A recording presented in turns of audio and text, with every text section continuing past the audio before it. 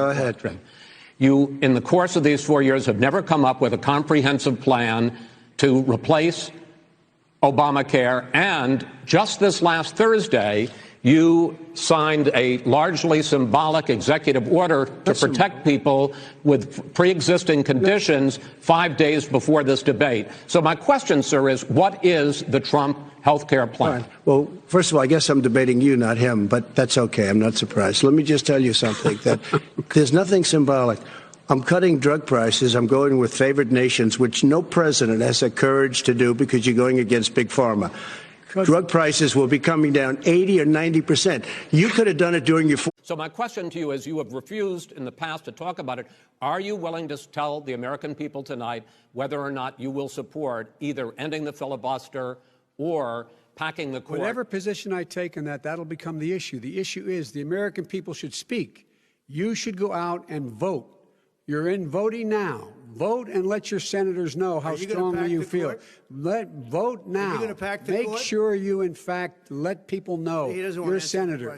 I'm not going to answer the question. Why would you answer that because question? the question is radical left. Will you shut up, man? Listen, who is on your list, Joe? Who's on your list? Right. Gentlemen, I think this is so unprecedented. He's going to pack the court. Did you use the word smart? So you said you went to Delaware State, but you forgot the name of your college.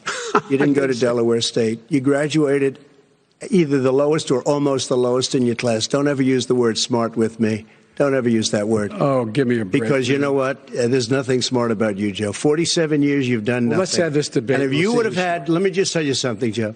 No, if you would have had the charge of what I was put through. I had to close the greatest economy in the history of our country. And by the way, now it's being built again. You see, the tax code that made him, put him in a position that he pays less tax than a school teacher makes, on the money a school teacher makes, is because of him he says he's smart because he can take advantage of the tax code.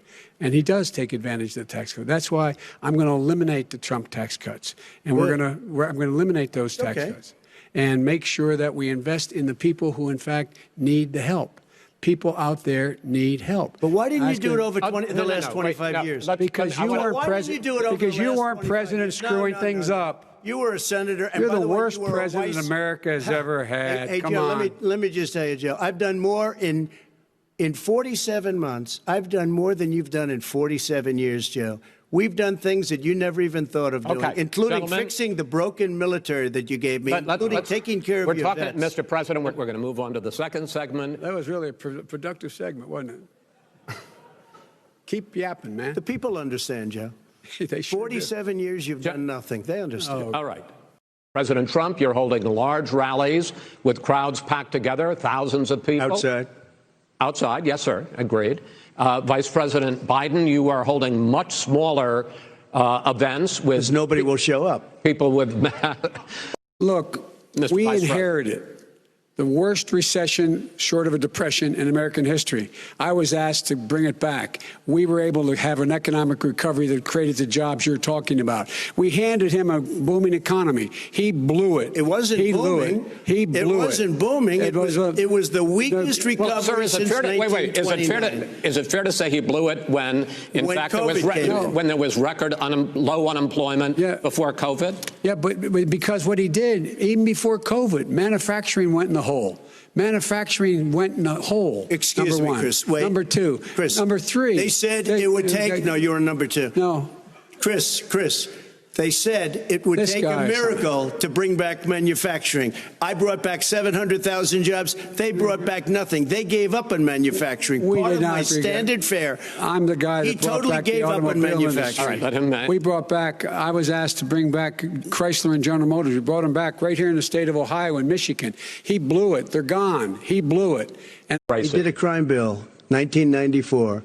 Where you call them super predators, African Americans, the super predators, and they've never forgotten it. They've never forgotten it, Joe. No, sir, it's his 2 minutes. So you did that, and they call you a super predator, and I'm letting people out of jail now that you have treated the African American population community. You have treated the black community about as bad as anybody in this country. You did the 1990s, and that's why, if you look at the polls, I'm doing better than any Republican has done in a long time, because they saw what you did. You call them super predators, and you've called them worse than that. Because you look back at your testimony over the years, you've called them a lot worse than that. As far as the church is concerned, and as far as the generals are concerned, we just got the support of 250 military leaders and generals, total support. Law enforcement, almost every law enforcement group in the United States. I have Florida, I have Texas, I have Ohio, I have Portland. The sheriff just came out today and he said, I support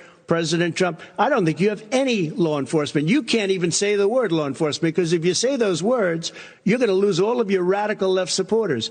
And why aren't you saying those words, Joe? Why don't you say the words law enforcement? Because you know what? If they called us in Portland, we would put out that fire in a half an hour, but they won't do it because they're run by radical left Democrats. If you look at Chicago, if you look at any place you want to look, Seattle, they heard we were coming in the following day, and they put up their hands, and we got back Seattle. Minneapolis, we got it back, Joe, because we believe in law and order, but you don't. The top 10 cities and just about the top 40 cities are run by Democrats and in many cases radical left. And they've got you wrapped around their finger, Joe, to a point where you don't want to say anything about law and order. And I'll tell you what, the people of this country want and demand law and order, and you're afraid to even say it. To another subject, which is the issue of protests in many cities that have turned violent. In Portland, Oregon especially, we had more than 100 straight days of protests, which I think you would agree, you talk about peaceful protests, many of those turned into riots.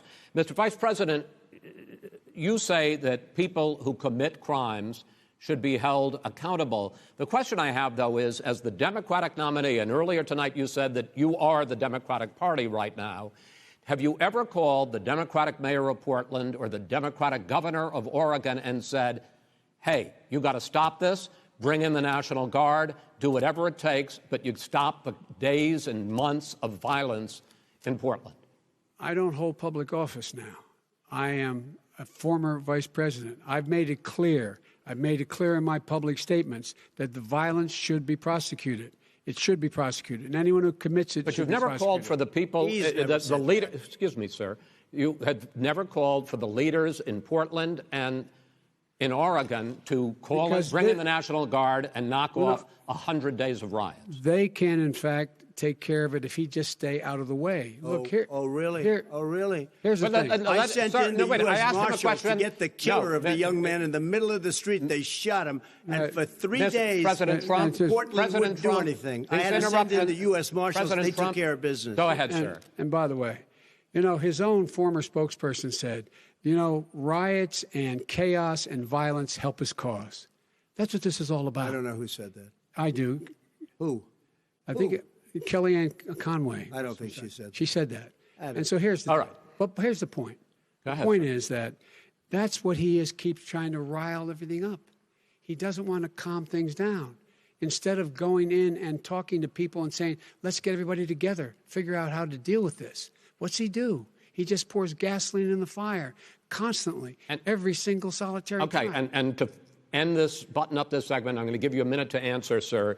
You have repeatedly criticized. I have to answer his statement. No, you have his repeatedly. Statement. Wait, you have repeatedly. No, you've been talking back and forth. You made a statement. I'm asking you. I would love to end it. Sir. I would love to end it. You know, if you want to switch seats. We could very quickly. We could do that, but I'd send in the National Guard. It would be over. There'd be no problem. Okay, but they don't want to accept the National Guard.